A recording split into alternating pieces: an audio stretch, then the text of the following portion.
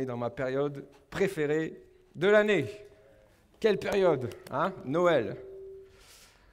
Noël, remarquez, je réfléchissais, je me disais, on nous prépare à Noël dès le mois d'octobre, hein, avec les téléfilms de Noël qui démarrent sur nos chaînes télé. En général, on a toujours à peu près la même histoire, mais il faut avouer qu'une fois qu'on est devant sa télé, une fois qu'on commence à regarder, on a du mal à décrocher. Hein? C'est toujours la belle Kate qui revient dans son village d'enfance ou qui part dans une ville de montagne. Alors, je ne vous raconte pas les noms des villes et des villages, mais voilà, elle monte toujours là-haut. Il y a toujours un vieux avec une barbe qui ressemble au Père Noël, qui tient un magasin de jouets, de bonbons, et qui, au final, c'est vraiment le Père Noël. Et surtout, il y a le beau gosse de service, hein, Jason ou Jack, qui se plie en quatre pour justement rendre heureuse la belle Kate. Et quand elle va glisser sur la plaque de verglas, hop, il va la rattraper. Bref. Vous avez tous l'image, hein? Des téléfilms avec des genres de titres comme Le miracle de Noël. C'est justement le titre de mon message ce matin. Donc il y a les téléfilms dès le début du mois d'octobre, et puis ensuite, fin novembre, vous avez les décorations de Noël qui font leur apparition dans nos rues, dans nos centres commerciaux, puis viennent les stands où on vend les sapins, les marchés de Noël, les crèches religieuses ou de tradition régionale dans les mairies, enfin tout du moins en attendant la décision de justice pour faire appliquer la laïcité. Puis enfin, les plus retardataires, comme la famille Hernandez, vont se lancer dans la course aux cadeaux dans la dernière semaine, et ils vont devoir jouer des coudes pour arriver jusqu'à la caisse. En matière de cadeaux d'ailleurs, soyons francs ce matin, puisqu'on n'est qu'entre nous, on ne reçoit pas toujours ce à quoi on s'attendait. Selon une étude pour le site eBay, les Français déclarent recevoir en moyenne 1,2 cadeaux qui ne leur plaît pas. Et près de 7 millions de nos concitoyens prévoient de revendre leurs cadeaux de Noël qui ne leur plaît pas. Oui, on peut être déçu de son cadeau parce qu'il ne nous plaît pas, mais parfois même on peut être déçu de son cadeau parce qu'on ne peut pas en profiter tout de suite. Genre une carte cadeau, genre des places de concert, ouais super, ah mais le concert il est en 2026, wouh, ça me fait super plaisir. Alors vous savez, je ne serai pas très long ce matin parce que, surtout la famille, les amis, vous êtes surtout venus pour les enfants, mais néanmoins, sachez que ce matin, j'ai quelque chose de très important à vous offrir. Est-ce que vous me croyez? Ouais, vous n'avez pas tous l'air convaincus. Bref. Il y a quelque chose qui, je l'espère, sera le plus beau cadeau que vous puissiez recevoir cette année. Bien loin devant le fer à friser que recevra Maria, bien loin devant l'aspirateur tornado prévu pour Samuel. Ce cadeau dont je vous parle, vous ne le retrouverez ni sur Amazon, ni sur AliExpress. Il ne figure dans aucun des catalogues que vous avez reçus, ni dans aucune des publicités qui passent sur votre télé. Ce cadeau, c'est la Bible qui en fait mention, et il n'est pas de fabrication artisanale ou industrielle, mais il est le résultat de la volonté divine. Il est la manifestation de la puissance divine. Il est la conséquence d'un miracle divin qui surpasse toutes les règles physiques, scientifiques ou autres. D'où le titre de mon message ce matin, le miracle de Noël. Et vous savez, parfois les choses sont bien faites, puisque du coup, nous allons lire le passage que notre pasteur a lu en préambule de notre culte. Nous allons nous retrouver dans l'évangile de Luc au chapitre 1 à partir du verset 26, et je vais vous lire ça dans ce que l'on appelle la traduction ou la version en français courant. On lit ensemble. Le 6e mois, Dieu envoya l'ange Gabriel dans une ville de Galilée, Nazareth, chez une jeune fille fiancée à un homme appelé Joseph. Celui-ci était un descendant du roi David. Le nom de la jeune fille était Marie. L'ange entra chez elle et lui dit « Réjouis-toi, le Seigneur t'a accordé une grande faveur et il est avec toi. » Marie fut très troublée par ces mots, elle se demandait ce que pouvait signifier cette salutation. L'ange lui dit alors, « N'aie pas peur, Marie, car tu as la faveur de Dieu. Bientôt tu seras enceinte, puis tu mettras au monde un fils que tu nommeras Jésus. Il sera grand, et on l'appellera le Fils du Dieu Très-Haut. Le Seigneur Dieu fera de lui un roi, comme le fut David son ancêtre. Et il régnera pour toujours sur le peuple d'Israël. Son règne n'aura point de fin. » Marie dit à l'ange, « Comment cela serait-il possible puisque je suis vierge ?» L'ange lui répondit, « Le Saint-Esprit, viendra sur toi et la puissance du Dieu Très-Haut te couvrira comme une ombre. C'est pourquoi on appellera Saint et Fils de Dieu l'enfant qui doit naître. » Amen. Nous venons de lire en quelques versets la manière dont Dieu annonce à une jeune fille, par l'intermédiaire d'un ange, qu'il a choisi, elle, pour être celle qui va mettre au monde celui qui incarne le plus beau cadeau que Dieu veut adresser à la création, Jésus. Vous savez, chers amis, Noël, ce n'est pas simplement tout ce que ça représente pour nous aujourd'hui dans notre société actuelle. Noël, c'est bien plus que cela. D'ailleurs, le mot Noël, comme nous l'employons aujourd'hui dans notre langage courant, c'est en fait le résultat d'un long processus de transformation linguistique qui trouve son origine dans le mot latin natalis, qui veut dire naissance. Et Noël, à son origine, c'était la fête de la naissance. Celle qui commémorait la naissance de Jésus-Christ telle que l'ange l'annonce à cette jeune fille dans le passage que nous avons lu, et telle que cette naissance va se passer, va être décrite dans les passages suivants. Noël, c'est donc le miracle de la naissance de Jésus.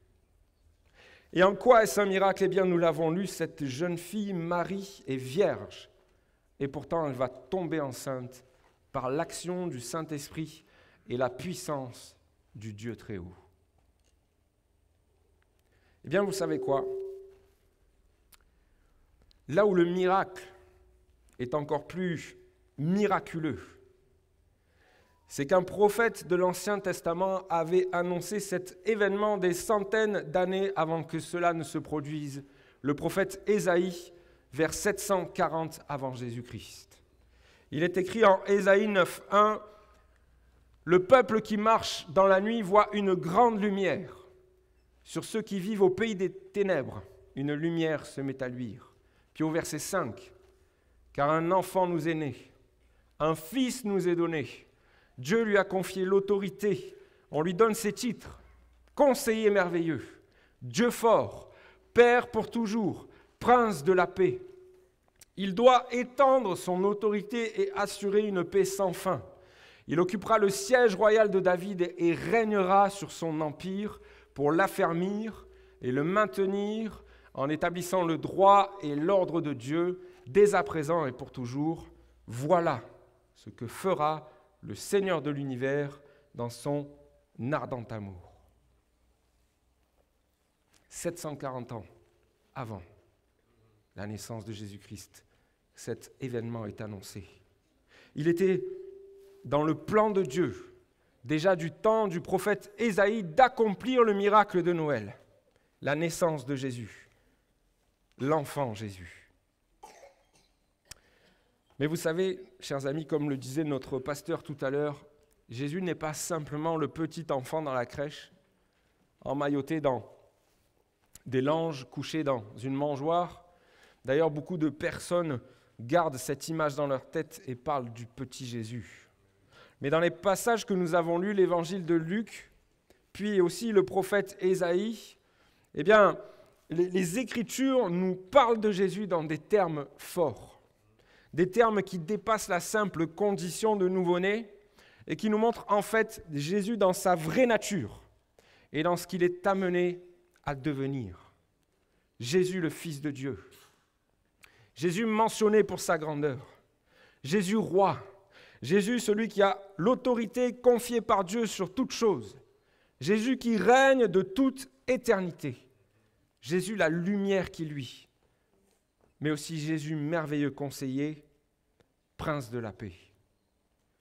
Le miracle de Noël, c'est Jésus dans toute sa grandeur qui vient parmi les hommes. C'est Jésus qui accepte de quitter la gloire céleste pour venir parmi les hommes. C'est Jésus qui choisit de se dépouiller de sa condition divine pour se faire simple homme.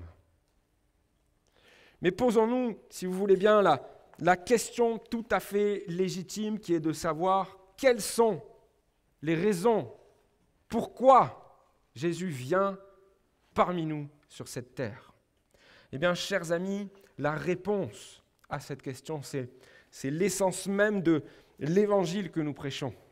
C'est le cœur même de ce en quoi nous croyons. Et ce matin, cette bonne nouvelle de l'évangile, vous pouvez la saisir.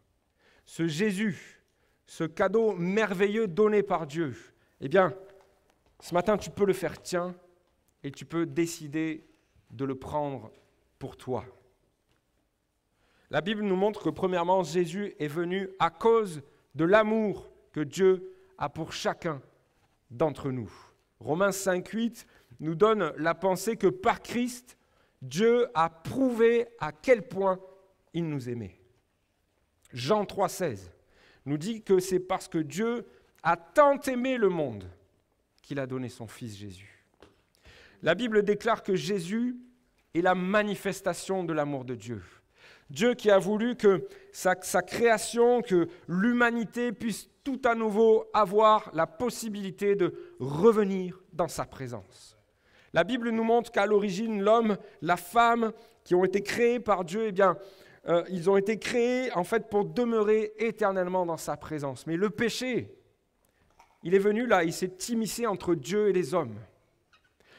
Et en fait, la présence des hommes avec Dieu, elle est devenue impossible parce que Dieu ne peut pas se tenir en présence du péché parce qu'il est saint, parce qu'il est juste et parce qu'il est parfait.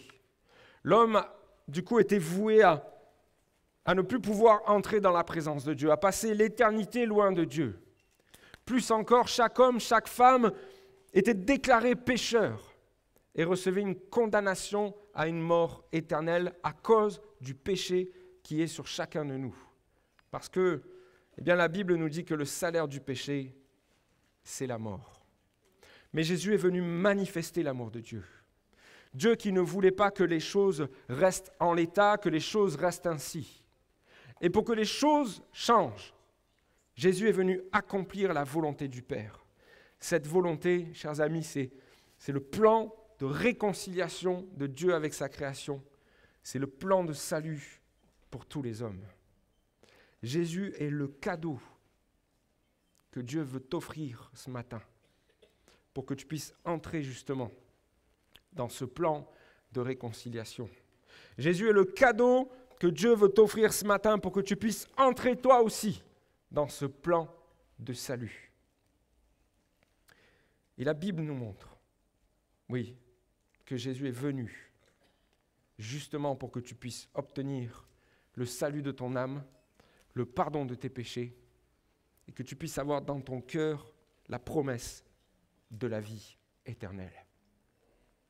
Comment ces choses-là sont possibles ? Eh bien, cette mort qui nous était destinée, c'est Jésus qui l'a endurée à notre place sur la croix pour que nous n'ayons pas à subir la condamnation. Ces péchés qui nous empêchaient de rentrer dans la présence de Dieu, eh bien, c'est Jésus qui les prend sur lui, qui les recouvre, qui les efface par le sang qu'il a versé à la croix. Cette promesse de la vie éternelle, nous l'obtenons par sa victoire sur la mort, parce que oui, Jésus est mort à la croix, mais la Bible déclare, et c'est ce que nous croyons ce matin, que Jésus est ressuscité 3 jours après, que la mort n'a pas pu le garder, le retenir, et qu'après être réapparu à ses disciples, Jésus est monté dans son ciel de gloire et qu'il reviendra un jour chercher ceux qui lui appartiennent.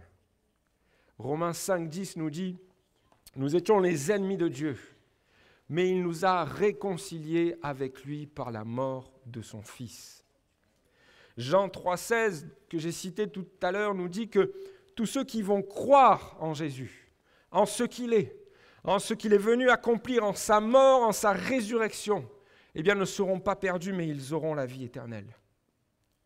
Jésus est non seulement le cadeau ultime, mais en lui, par la foi en lui, vous allez obtenir excusez-moi l'expression, mais des bonus, des goodies, des cadeaux, des grâces spirituelles supplémentaires de la part de Dieu qui sont inaccessibles par nos propres moyens, nos capacités ou par nos œuvres.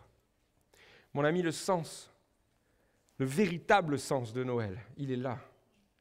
Ce Jésus est celui qui voudrait entrer dans ta vie ce matin. Jésus voudrait devenir celui qui a l'autorité, comme nous l'avons lu tout à l'heure, mais l'autorité dans ta vie, il voudrait devenir ton roi, ton Seigneur, non pas pour que tu sois asservi, non pas par la force, mais simplement pour que l'amour de Dieu puisse venir faire son œuvre dans ta vie. Vous savez, lorsque Jésus entre dans une vie, que la personne le reçoit et le laisse agir, eh bien, il se passe des choses merveilleuses. Et la Bible est pleine d'exemples d'hommes, de femmes qui, au contact de Jésus, ont vu leur existence transformée. Cette salle même dans laquelle vous êtes venus ce matin, dans laquelle vous êtes assis, eh bien, elle est pleine d'hommes et de femmes qui pourraient vous expliquer comment le fait d'avoir laissé entrer Jésus dans leur vie un jour, eh bien, ça a fait d'eux des personnes nouvelles, des personnes transformées. Ces personnes pourraient vous expliquer comment Jésus a changé littéralement les situations de leur vie. Ce matin, cher ami, c'est ce même Jésus qui voudrait que tu le reçoives comme ce cadeau précieux qui vient de la part de Dieu. Ce matin, vous savez, Dieu il n'est pas là simplement pour distribuer des cadeaux à seulement ceux qui le méritent. D'ailleurs, il n'y a personne qui va vous poser la question, est-ce que tu as été sage cette année? Sinon, il n'y aura pas de cadeau. Ce cadeau merveilleux qui est Jésus, il est offert sur la simple base de la foi. Si tu crois dans ton cœur que Jésus est le Fils de Dieu, si tu crois dans ton cœur qu'il est venu sur terre pour accomplir la volonté du Père et manifester son amour, si tu crois dans ton cœur que par sa mort à la croix, tes péchés sont pardonnés et ton âme est sauvée. Si tu crois par la foi que par sa résurrection, tu as la promesse de la vie éternelle, eh bien tu peux recevoir ce cadeau incomparable ce matin. Nous avons été heureux de vous proposer ce message. Déjà, s'il vous a plu, n'hésitez pas à le liker, voire à laisser un commentaire. Ça permettra à la vidéo de rayonner davantage auprès des autres utilisateurs. Aussi, abonnez-vous à notre chaîne. Ça vous permettra de bénéficier en continu du reste de nos programmes. Que Dieu vous bénisse.